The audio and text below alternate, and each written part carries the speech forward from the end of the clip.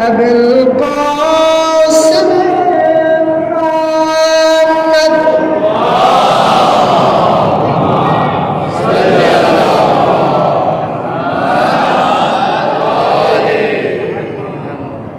والصلاة والسلام على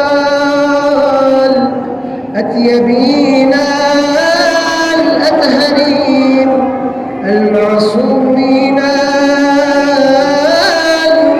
المنتجبين ولعنة الدائمة على أعدائهم أجمعين. أما بعد فقد قال الله تبارك وتعالى في كتابه الحكيم: أعوذ بالله من الشيطان اللعين الرجيم. من المؤمنين رجال صدقوا ما عاهدوا الله عليه فمنهم من قضى نحبه ومنهم من ينتظر وما بدلوا تبديلا. درود بجنب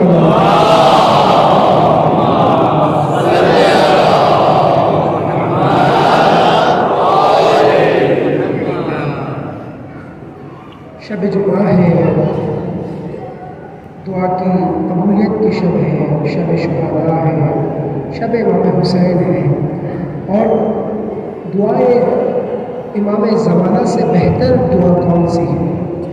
عزیزان محترم، بزرگان خصوصاً عرفاء کہتے ہیں کہ اگر کوئی شخص مشکلات میں ہو، پریشانیوں میں ہو، سختیوں میں ہو، تو اگر یہ چاہتا ہے کہ اپنے آپ کو ان مشکلات سے نکالے تو دعائے فرج، دعائے امام زمانہ کی تلاوت کریں. عزیزوں، آئے شب جمعہ ہے، سب مل کر دونوں ہاتھوں کو بلند کر کے اپنے زمانے کے امام کے ظہور کی تعجیل کے لیے، اپنے مشکلات کے حل کے لیے، جو لوگ بیمار ہیں ان تمام لوگوں کی شفایابی کے لیے، جو لوگ پریشان حال ہیں، جو لوگ بے اولاد ہیں، جن لوگوں نے مجھ سے درخواست کی ہے دعا کی، ان تمام لوگوں کی مشکلات کے حل کے لیے سب مل کر بلند آواز میں بسم اللہ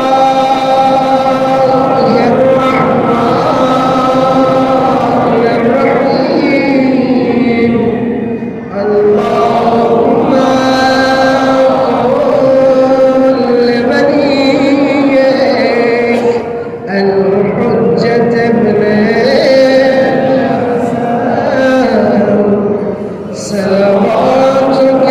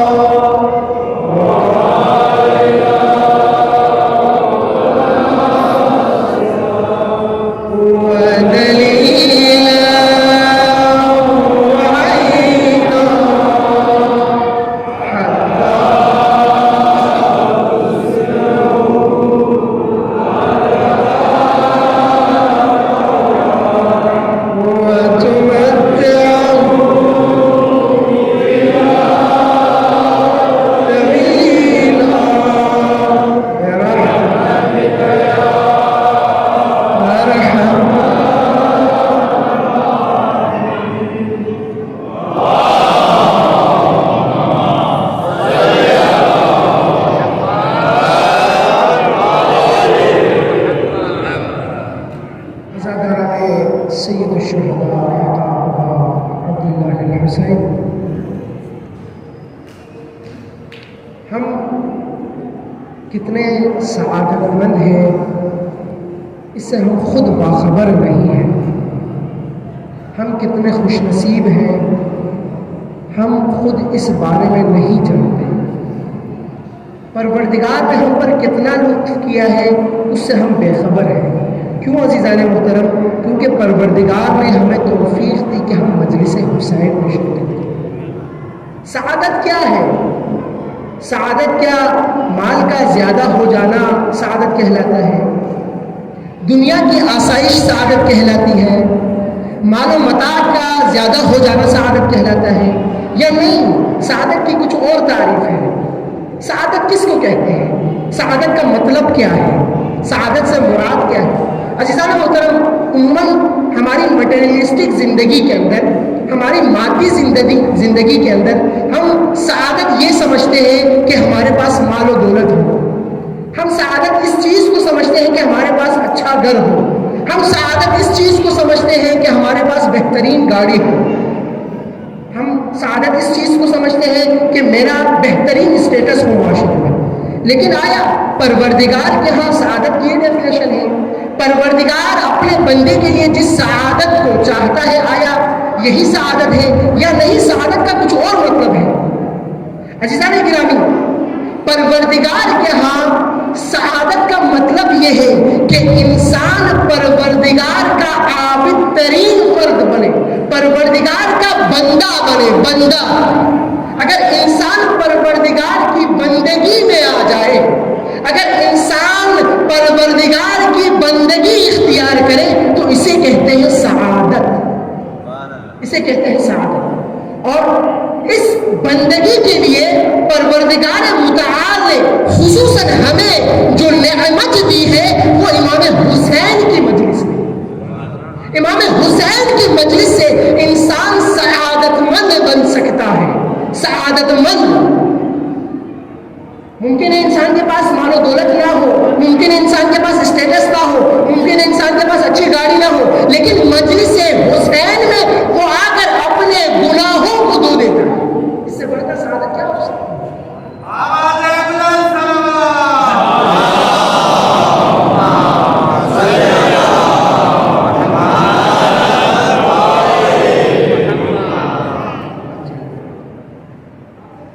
اس سے بڑھ کر سعادت کیا ہو سکتی ہے انسان کے لیے کہ پروردگار نے توفیق دی ہے۔ اور عزیزوں، یہ یاد رکھیے کہ اس مجلس حسین میں صرف ہم اپنے ارادے سے نہیں آتے، بلکہ جب تک دعوت نہ ہو پروردگار کی جانب سے، جب تک حسین ابن علی کی جانب سے دعوت نہ ہو، جب تک فاطمہ زہرا کی جانب سے دعوت نہ ہو، ہم اس فرش اعظم میں آ نہیں سکتے، اس فرش اعظم میں آ نہیں سکتے ہیں۔ بہت سے ایسے لوگ ہیں آپ کی طرف، لیکن وہ اس فرش اعظم سے محروم ہیں۔ تو بس اس کا مطلب یہ ہوا کہ پروردگار کے ہاں سعادت کا کچھ اور مطلب ہے۔ پروردگار کے ہاں سعادت کا مطلب یہ نہیں کہ انسان کے پاس مال و دولت آئے، انسان کے پاس اچھی گاڑی آ جائے، انسان کے پاس اسٹیٹس آئے۔ پروردگار کے ہاں سعادت بندگی ہے، پروردگار کی بندگی اختیار کرنا سعادت ہے۔ اب یہ سعادت کیسے حاصل کریں؟ ایک راستہ خود مجلس امام حسین علیہ السلام۔ مجلس امام حسین ایک وہ ذریعہ ہے کہ جس کے ذریعے سے انسان شناخت حاصل کرے پروردگار کو۔ اور پروردگار متعال نے انسان کو کیوں خلق کیا ہے؟ پروردگار متعال نے انسان کو اس لیے خلق کیا ہے تاکہ انسان عابد ترین فرد بنے، تاکہ اس کمال کے راستے کی طرف سفر کرے۔ کمال کا راستہ کیا ہے؟ کمال کا راستہ یہ ہے کہ انسان معبود بنے، عبد بنے اس معبود کو جس نے اس کو خلق کیا، وہ ہمیشہ یاد میں رہے پروردگار کی۔ اور اس مجلس حسین میں آ کر ہم کس کو یاد کرتے ہیں؟ امام حسین کا حقیقت راستہ ہے، ایک وہ راہ ہے جو ہمیں پروردگار کی طرف لے کر جاتا ہے، پروردگار کی طرف لے کر جاتا ہے۔ اور اہل بیت علیہ السلام نے ہمیں یہ راستہ دکھایا ہے، قدم قدم پر یہ راستہ دکھایا ہے۔ اور پروردگار قرآن میں کہہ رہا ہے جعلنا ائمۃ، ہم نے ائمہ کو قرار دیا کہ جو ہدایت کرتے ہیں، یہدون بامرنا، ہمارے امر کی طرف ہدایت کرتے ہیں۔ اور پھر قرآن کہہ رہا ہے کہ ان سے تمسک رکھو، ان سے تمسک رکھو۔ اگر تم سعادت مند بننا چاہتے ہو، اگر اس دنیا میں سعادت حاصل کرنا چاہتے ہو تو در اہل بیت سے منسلک رہو، اس در سے کبھی دور نہ رہنا، ان کے راستے سے کبھی دور نہ رہنا۔ اگر ان کے راستے سے جدا ہو گئے تو تم سعادت کی جگہ شقاوت کے راستے پر جاؤ۔ اگر ان کے راستے کو تم نے بھلا دیا تو تم سعادت کی طرف نہیں جاؤ گے، تم گمراہی کی طرف جاؤ گے۔ اور عزیزان محترم دیکھیں، جنہوں نے قرآن کو لیا اور اہل بیت کو ترک کیا، یقیناً وہ شقاوت کے راستے پر، یقیناً۔ اور اسی طرح سے اگر کوئی یہ کہہ دے کہ میں صرف اہل بیت کو لوں گا اور قرآن میرے لیے نہیں، اور قرآن کی مجھے ضرورت نہیں ہے، وہ شخص بھی سعادت کی طرف نہیں جا سکتا، وہ بھی شقاوت کی طرف جائے گا۔ بس اہل بیت کے دامن کو بھی تھامنا ہے اور قرآن کے دامن کو بھی تھامنا ہے، ان دونوں کو ساتھ رکھنا ہے، کیونکہ اہل بیت قرآن کی عملی تفسیر ہے، عملی تفسیر۔ اگر ہم قرآن کو عملی صورت میں دیکھنا چاہتے ہیں تو آئیں اہل بیت کی زندگی کو دیکھیں اہل بیت کی زندگی کو۔ کون ہے اہل بیت؟ کہ جو ہمیں عبودیت اور بندگی کا راستہ بتا رہے ہیں، سعادت کا راستہ بتا رہے ہیں۔ کربلا سعادت کا راستہ ہے۔ یہ جو ہم شعار بلند کرتے ہیں، شہادت شہادت سعادت سعادت، اس کا مطلب ہی یہی ہے کہ شہادت در حقیقت وہ سعادت ہے کہ جسے پروردگار متعال نے اپنے مخصوص بندوں کے لیے لکھ دیا، من المؤمنین رجال صدقوا ما عاہدوا اللہ علیہ۔ مومنین میں سے کچھ لوگ ایسے ہیں جو صادق ہیں، جو سچے ہیں، جو باوفا ہیں، جو اپنے عہد پر پائبند ہیں۔ بس جو لوگ پائبند رہتے ہیں، جو سچے رہتے ہیں، جو صادق رہتے ہیں، ہم ان کو سعادت کے راستے کی طرف لے کے جاتے ہیں۔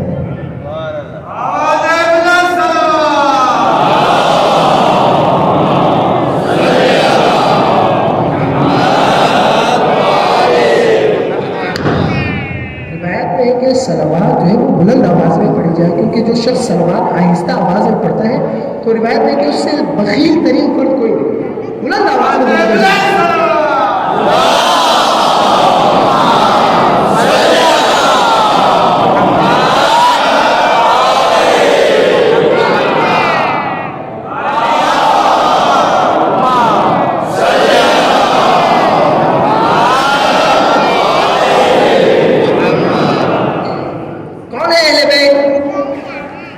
جو ہمیں سعادت کا راستہ بتا رہے ہیں۔ آئیے ذرا چلتے ہیں اہل بیت کے در پر، اہل بیت کے در پر چلتے ہیں۔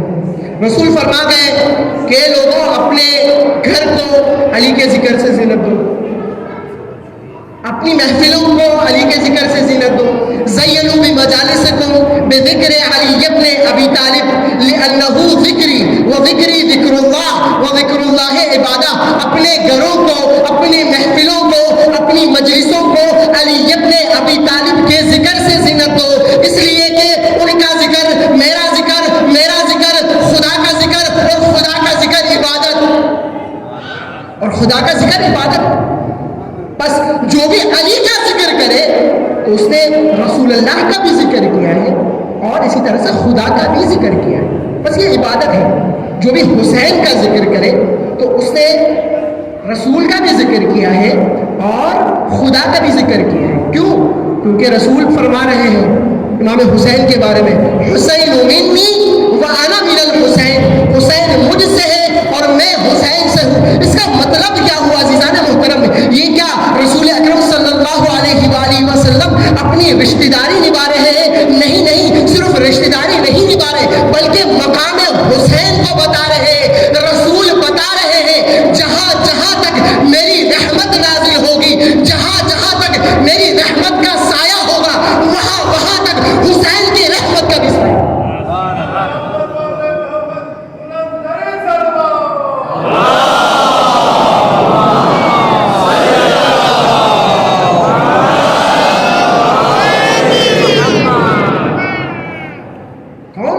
حسین کہ جس کی مادر گرامی فاطمہ الزہرا سلام اللہ علیہا، فاطمہ الزہرا ایک گروپ ہے جو محمود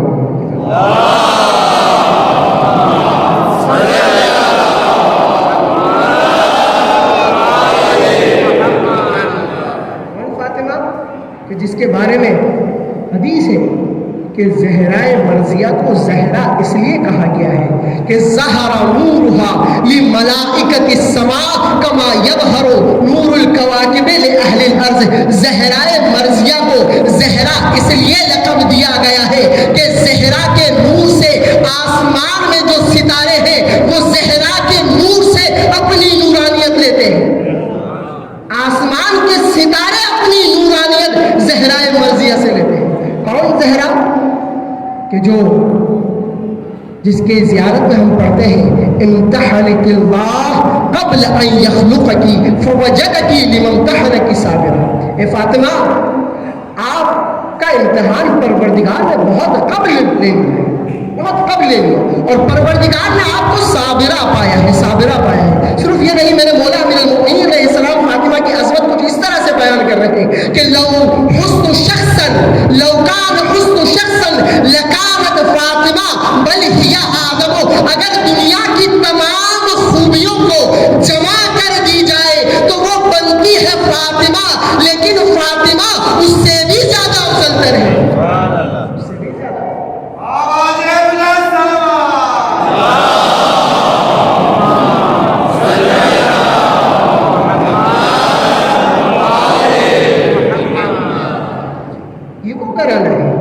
یہ وہ گھرانا ہے. اور اس گھرانے نے قدم قدم پر انسان کو سعادت کے راستے کی طرف جانے کی تربیت کی. ایسے افراد تیار کیے, دعوت دیے لوگوں کو کہ آؤ سعادت کا راستہ اپناؤ. بی بی فاطمہ الزہرا نے اس سعادت کے راستے کو اپنانے کے لیے اور لوگوں کو دعوت دینے کے لیے انصار کے دروں کو جا کر دستک دی. سعادت کا راستہ کیا ہے؟ امیر المؤمنین علیہ السلام کی ولایت کو ہاتھ میں تھام کے, امیر المؤمنین علیہ السلام کی حاکمیت کو اپنے وجود پر نافذ کریں. فاطمہ الزہرا انصار کے گھروں پر جا کر دستک دے کر بلایا, علی کی ولایت کی طرف آؤ, اس سعادت کی طرف آؤ, اس سعادت کی طرف آؤ. لیکن لوگوں نے کیا کیا؟ امام حسن علیہ السلام نے جو اپنی قربانی دی اس لیے دی تاکہ لوگ اس سعادت کی طرف آئے, بندگی کی طرف آئے, ولایت کی طرف آئے, رسالت کی طرف آئے, توحید کی طرف آئے. امام حسین علیہ السلام نے جو اتنی عظیم قربانی دی کس لیے؟ تاکہ انسان کو, معاشرے کو, عالم کو سعادت مند بنائے. تو بس کربلا در حقیقت سعادت مند بنانے کی جگہ ہے. اگر کوئی کربلا سے جڑ جائے تو وہ انسان سعادت مند بن سکتا ہے. ایک درود بھیجے محمد والا محمد.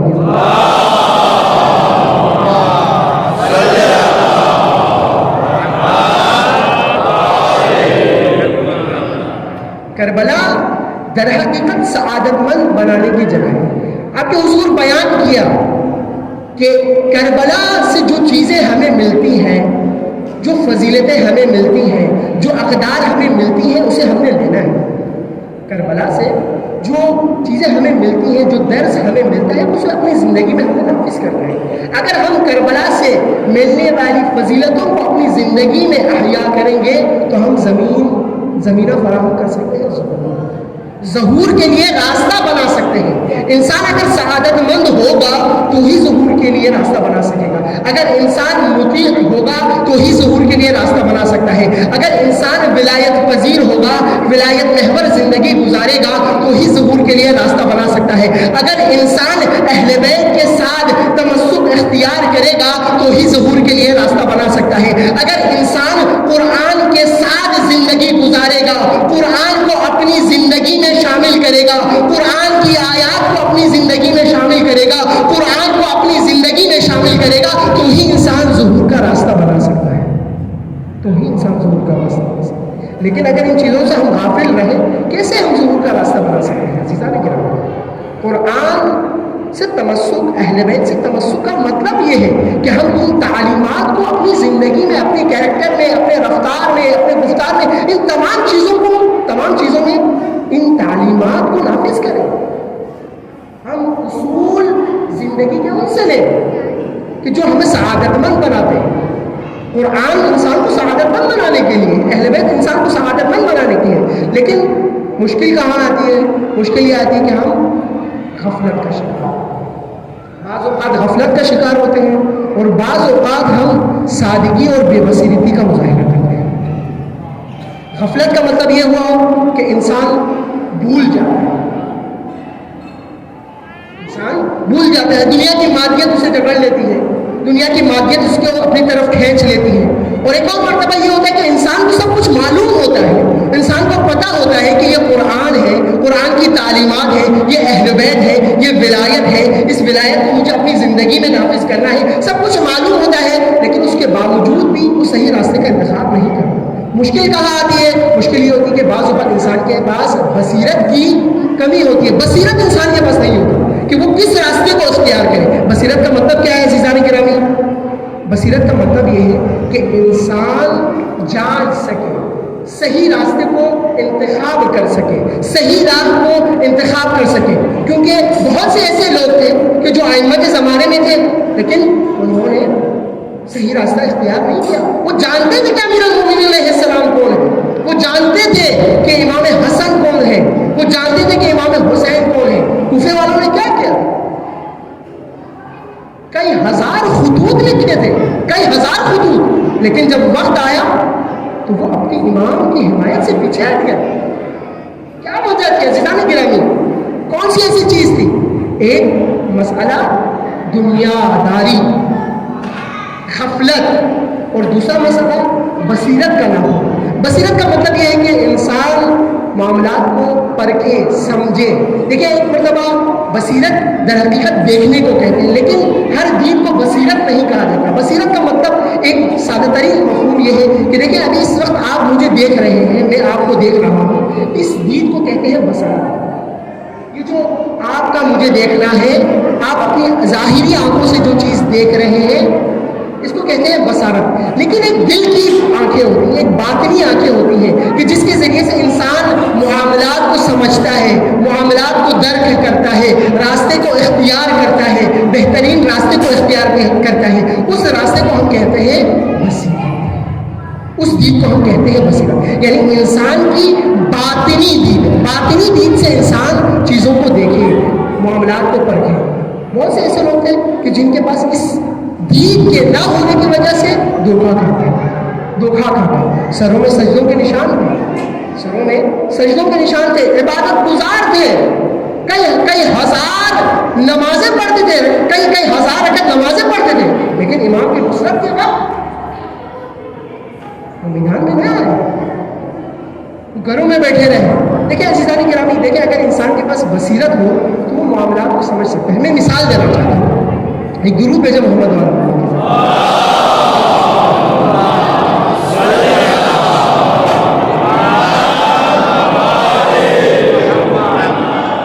مجھے آپ یہ بتائیے کہ جب آپ سونا خریدنے جاتے ہیں تو گولڈ خریدنے سے پہلے آپ اس گولڈ کی تشخیص کرتے ہیں کہ آیا یہ سونا ہے یا نہیں. نقلی گولڈ اور اصلی گولڈ کے اندر آپ تمیز کرتے ہیں، یا کسی ایسے فرد کو اپنے ساتھ لے کر جاتے ہیں کہ جس کو شناخت حاصل ہو، جس کو پتا ہو کہ اصلی گولڈ کون سا ہے اور نقلی گولڈ کون سا ہے. اب اگر انسان کے پاس بصیرت ہو تو یہ پہچان سکتا ہے کہ انسان کو حقیقی دین دینے والا کون ہے اور باطل دین دینے والا. اگر انسان کے پاس یہ بصیرت ہو تو اسے شناخت حاصل ہو سکتی ہے کہ راہ حق کیا ہے اور راہ باطل کیا ہے. اگر انسان کے پاس یہ بصیرت ہو تو انسان جان سکتا ہے کہ امام کی حمایت مجھے کہاں کرنی ہے اور شیطان سے اپنے آپ کو کیسے دور رکھنا ہے، کفر سے اپنے آپ کو کیسے دور رکھنا ہے، شرک سے اپنے آپ کو کیسے دور رکھنا ہے. بس اگر یہ چیز ہو انسان کی طرف تو انسان اپنے ان زمانے کے امام کے لیے زمینہ فراہم کر سکتا ہے. اور دیکھیں اس بصیرت کا اعلیٰ ترین مظاہرہ کہاں میں دکھتا ہے؟ کربلا میں امام حسین کے انصار. امام حسین کے انصار سے زیادہ بابصیرت ترین اصحاب کسی امام کو میسر نہیں. بابصیرت ترین، بہترین وقت پر فیصلہ لینے والے، بہترین وقت پر اقدام کرنے والے، بہترین وقت پر حمایت کرنے والے، بہترین وقت پر ظلم کے سامنے ڈٹ جانے والے امام حسین کے اصحاب سے بہترین افراد اصحاب کسی اور امام کو میسر نہیں. خود روایات میں ہے، ائمہ بیان کرتے ہیں. بس عزیزان محترم، بس میں اس بصیرت کے عنوان کو رکھتے ہوئے یہاں پر ایک اہم بات کرنا چاہتا ہوں. وہ اہم بات یہ ہے کہ دیکھیں ہم جس کمیونٹی سے تعلق رکھتے ہیں، الحمدللہ ہمارے بزرگوں نے جو وراثتیں ہمیں دی ہیں بہت باعظمت وراثتیں ہیں. وہ نعمتیں ہیں جس کی ہمیں حفاظت کرنی ہے، جس کی ہمیں حفاظت کرنی ہے. حفاظت صرف مال کی نہیں ہوتی، حفاظت صرف مال کی نہیں ہوتی، حفاظت صرف گھر کی نہیں ہوتی. دیکھیں میں مثال دینا چاہتا ہوں کہ اگر کوئی ماں اپنے بچے کو دیکھے کہ اسے کوئی خطرہ ہے کسی جگہ پر، تو وہ ماں کبھی اپنے بچے کو اس خطرے کی طرف نہیں بھیجے گی، وہ حفاظت کرے گی اپنے بچے کی. یا اسی طرح سے آپ کے مال و متاع پر اگر آپ کو یہ ڈر ہو کہ یہ مال و متاع چوری ہو جائے گا تو آپ کیا کرتے ہیں؟ اس مال کی حفاظت کرتے ہیں، اس مال کی حفاظت کرتے ہیں، کوشش کرتے ہیں کہ یہ مال میرا حفظ رہے. تو عزیزان محترم، جس طرح سے ہم مادی زندگی میں چیزوں کی حفاظت کرتے ہیں، اسی طرح سے معنوی چیزوں کی بھی حفاظت کی ضرورت ہے. یہ عزاداری امام حسین کی حفاظت کی ضرورت ہے. ہمیں اپنی ثقافت کی حفاظت کی ضرورت ہے. جو اس وقت ثقافت ہمارے بلتستان میں ہے، پوری دنیا میں کہیں نہیں، بلکہ پورے پاکستان کی سرزمین میں اگر دیکھیں تو امترین خطہ ہمارا خطہ ہے. بلتستان امترین خطہ ہے.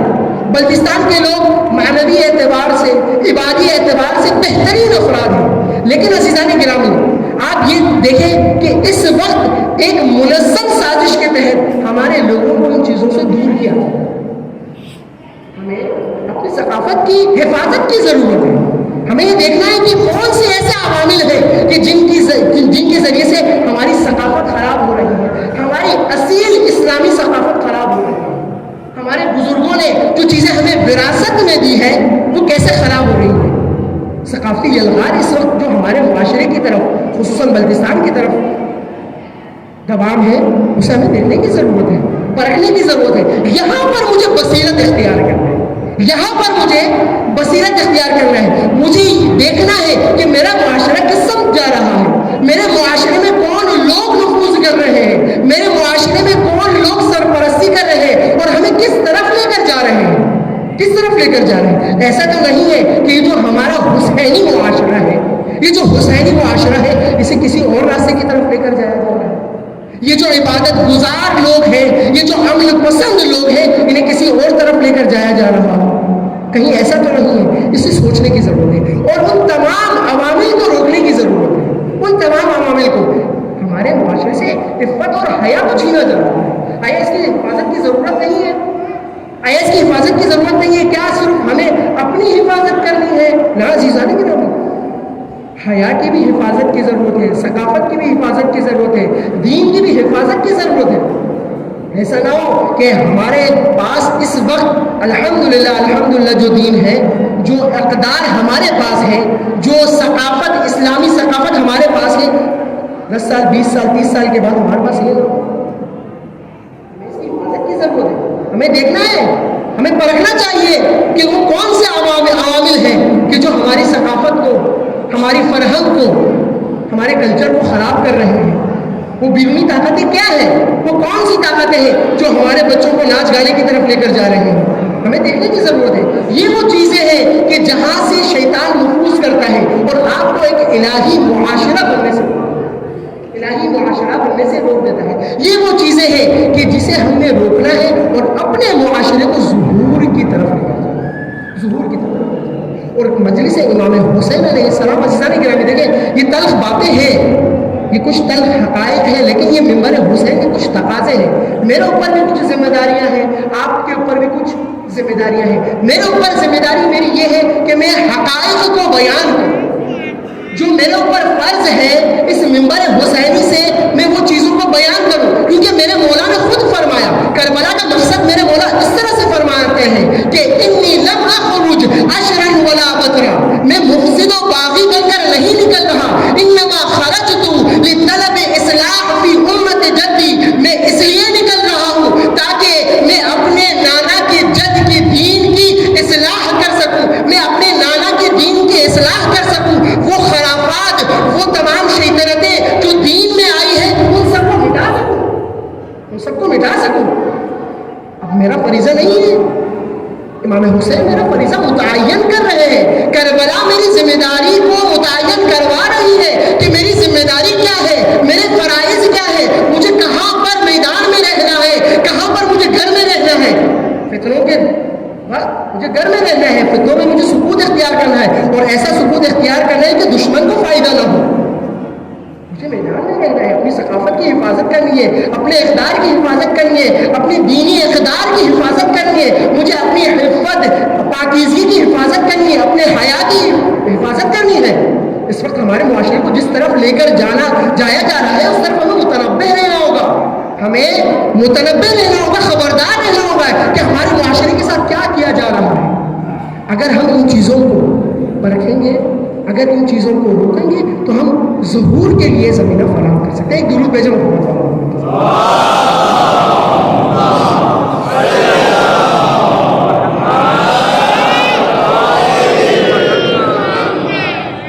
بس آزاداران گرامی، شب جمعہ ہے، شب مغفرت ہے، شب دعا ہے، شب زیارت امام حسین ہے. یہ وہ شب ہے کہ جس میں پروردگار اپنے بندے سے کہتا ہے کہ کہاں ہے میرا وہ مؤمن بندہ، کہاں ہے میرا وہ پاکیزہ بندہ کہ جو مجھے پکارے میں اور میں اس کی فریاد کو سنوں. عزیزان محترم، شب جمعہ پوری رات پروردگار ہمارا منتظر رہتا ہے کہ ہم کب اپنے پروردگار کو پکارتے ہیں. اور یہ وہ شب ہے کہ جو مخصوص ہے امام حسین سے، شہداء سے.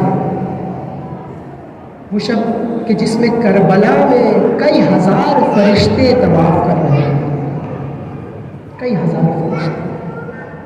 اور یہ مجلس حسین، یہ محرم، یہ مجلس عزا ہم جس شب میں ہیں، آئیے اس شب کی فضیلتوں سے استفادہ کرتے ہوئے اپنے دلوں کو پاکیزہ کریں، اپنے دلوں کو پاکیزہ کریں.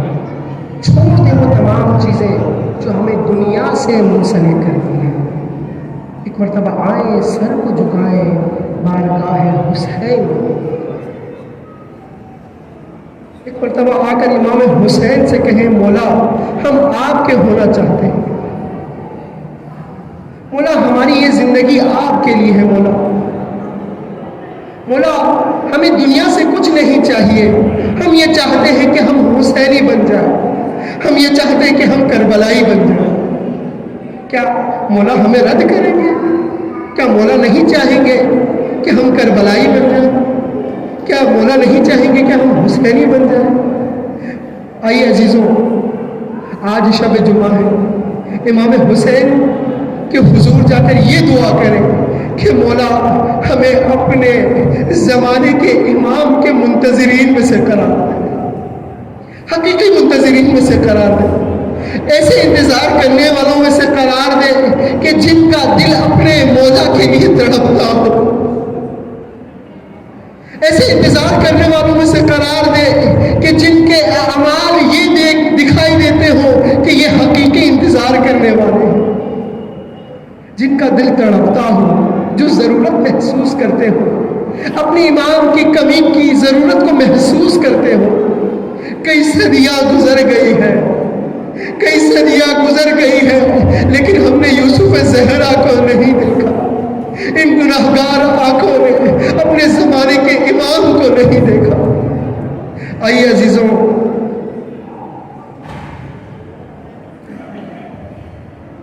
اپنے سامنے کربلا کو رکھتے ہوئے، اپنے سامنے کربلا کو رکھتے ہوئے، اپنے نظروں کے سامنے کئی سال ہو چکے ہیں، لوگ کربلا نہ جا سکے. اربعین حسینی میں ایک عظیم لشکر امام حسین کی بارگاہ کی طرف جاتا تھا، لیکن کئی سالوں سے یہ توفیق سلب ہوا ہے.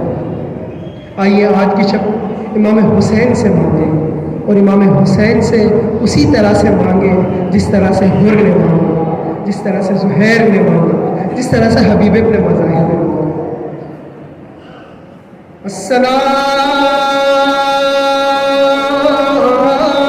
علیک یا ابا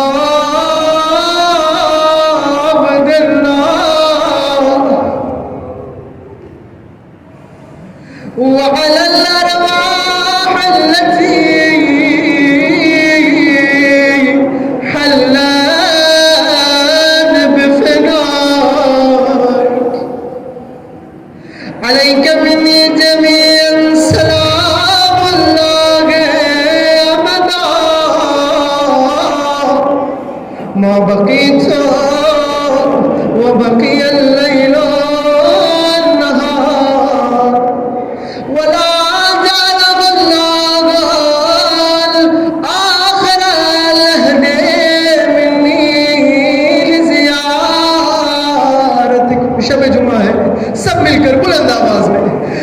السلام علی الحسین وعلی علی ابن وعلی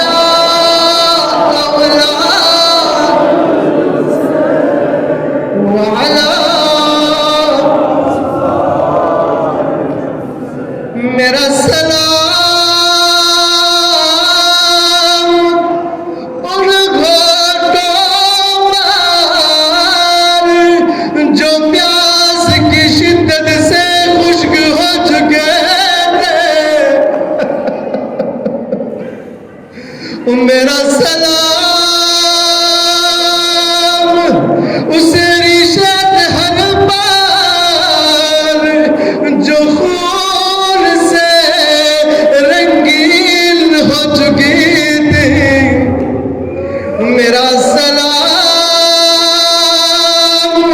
اس مظلوم پر جس کا لاشا بے گور کفن کربلا کے میدان میں پڑا رہا۔ عزیزو، شب جمعہ ہے، اپنی آوازوں کو بلند کرو، اپنے مولا کو پکارو، اسی طرح سے پکارو جس طرح سے زمانے کا امام پکارتا ہے۔ السلام علی رؤوس المرفوع، میرا سلام ہو ان سروں پر جنہیں نیزوں پر بلند کر دیا گیا تھا۔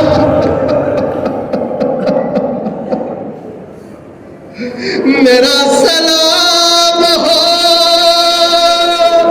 انہیں جسموں پر جنہیں ٹکڑے ٹکڑے کر دیے گئے تھے۔ اجرکم علی اللہ، اجرکم علی اللہ۔ خدا آپ کو کسی غم میں نہ رلائے سوائے غم حسین کے۔ بس عزاداروں، آج میں حبیب ابن مظاہر کے بارگاہ میں چلنا چاہتا ہوں۔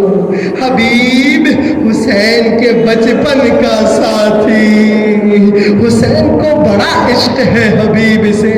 عزاداروں، امام حسین میدان کربلا پہنچے، کربلا پہنچ کر اپنے تمام انصار کو بلایا، دیکھا حبیب نہیں ہے، حبیب کے نام خط لکھا۔ جانتے ہو خط میں مولا نے کیا لکھا؟ مولا نے کہا، مولا نے فرمایا من الغریب الی الحبیب،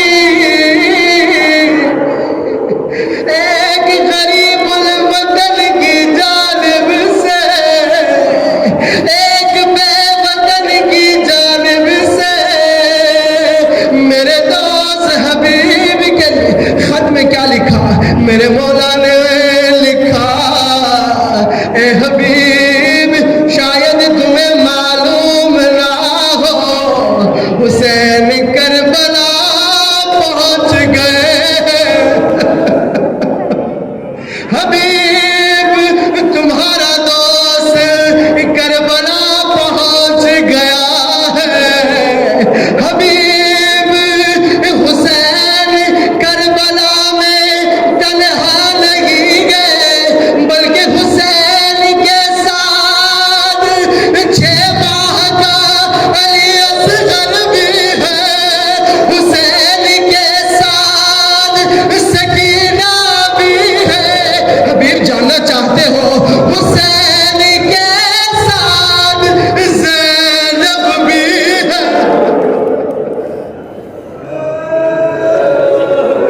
اجرکم علی اللہ، اجرکم علی اللہ۔ شب جمعہ ہے، اپنی آوازوں کو رہا کرو۔ جب بھی حسین کے غم میں گریا کرو نا تو بلند آواز میں گریا کرو، آپ کی صداؤں کو امام زمانہ سن رہا ہے۔ اجرکم علی اللہ۔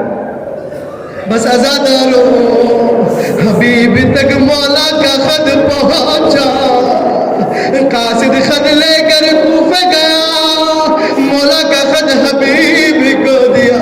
حبیب نے خط دیکھا دیکھا اپنے مولا کو سلام بھیجا، کبھی خط کو بوسہ دیتے ہیں، کبھی خط کو آنکھوں سے لگا دیتے ہیں، میرے دوست میرے مولا میرے آقا کا خط ہے۔ جانتے ہو نا عزیزوں حبیب کون ہے؟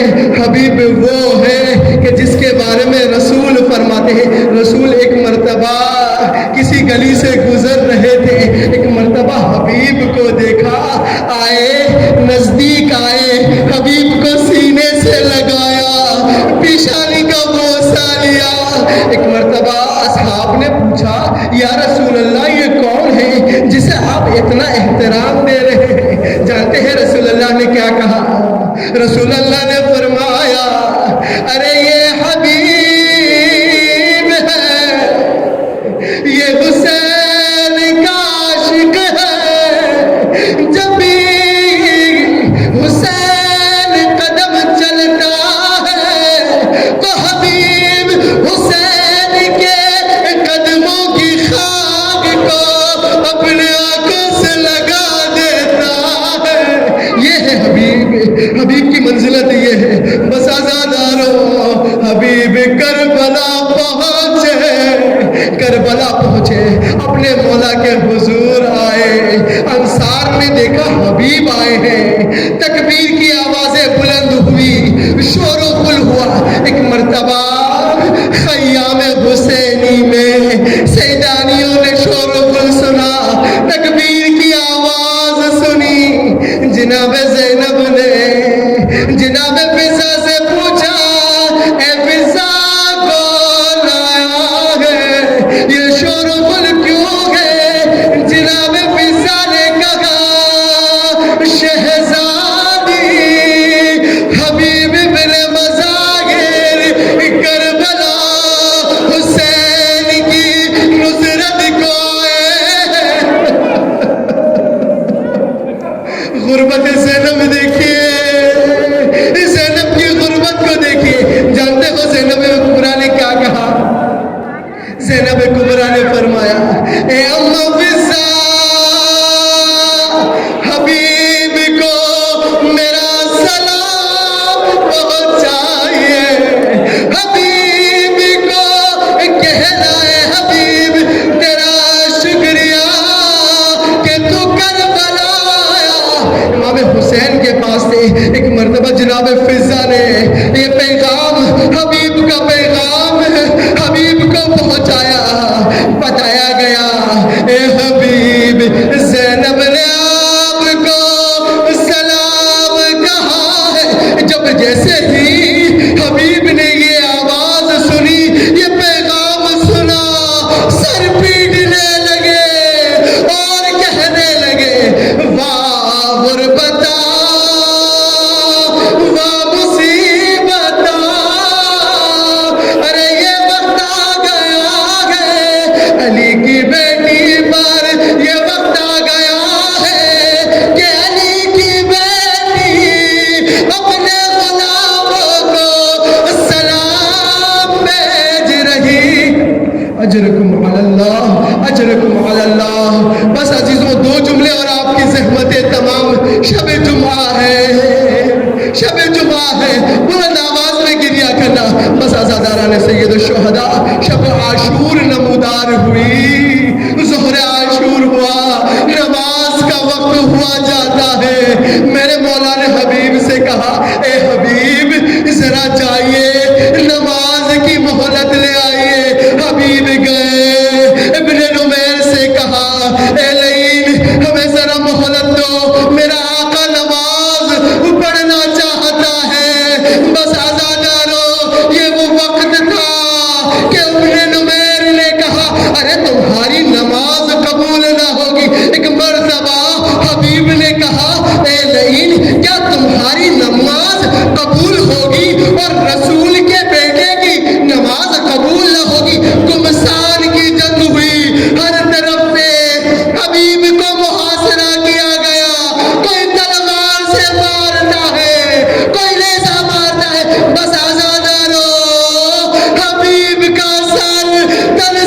جدا ہوا میدان کربلا میں حبیب ہے، حبیب کا لاشا ہے، اس طرح نے میرے مولا حسین ہے، میرے مولا بلند آواز میں کہہ رہے ہیں انا للہ و انا الیہ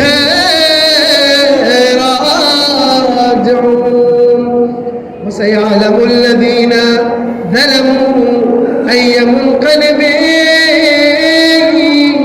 ينقلبون۔ پروردگار تجھے واسطہ محمد و آل محمد کا اے سری اور رضا، اے دعاؤں کو جلد قبول کرنے والے پروردگار۔ عزیزوں، شب جمعہ ہے، آپ کے آنکھوں میں آنسو ہے، پروردگار سری اور رضا ہے، اپنے اس نام سے ذرا پروردگار کو پکاریے، دونوں ہاتھوں کو بلند کر کے، کوئی ہاتھ نیچے نہ ہو۔ دعا کی قبولیت کا وقت ہے، آپ نے آنسو بہائے ہیں اپنے گناہوں کی مغفرت کے لیے، مشکلات کے حل کے لیے، تمام مسائل کے لیے۔ یا سریع الرضا، یا سریع،